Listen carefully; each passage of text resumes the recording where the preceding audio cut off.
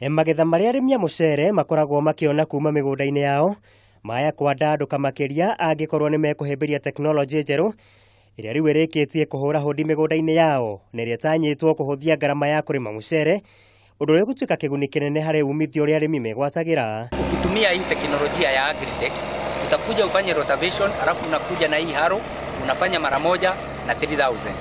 So na ukifanya na 3000 ni kama inafanya kazi ya rotation na inafanya kazi ya leveling. Harĩ teknolojĩ ĩno njerũ na ĩrĩa nĩ ya kuma bũrũri-inĩ wa Finland, arĩmi marĩkoragwo makĩharĩria mĩgũnda yao magĩtũmĩra matinga ma kũhararia mũgarũ na njĩra cia gĩtene iria marakoragwo magĩtũmĩra macembe marĩa maramaritũhagĩria ciĩbarũa. Uzuri ya hiyo kitu ni hakuna shaft. Kwa hivyo sasa hiyo nguvu inatokea kutoka ya kuvuruta. Kwa hivyo ni mechanized power. Na kitu kingine si ndio ni kitu ya kuchoma.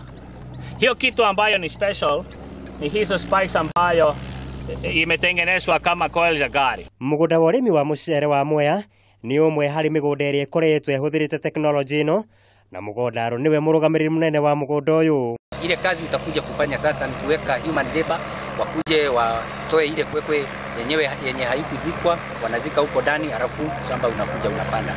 Na ni teknolojia unaweza kutumia na kutayarisha shamba yako na wiki moja tu unapanda.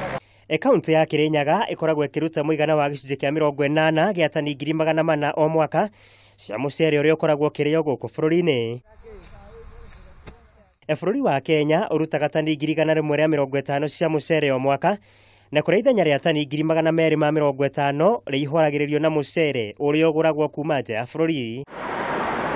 Mũigai wa Gathũngũ, Kameme TV, matũra-inĩ.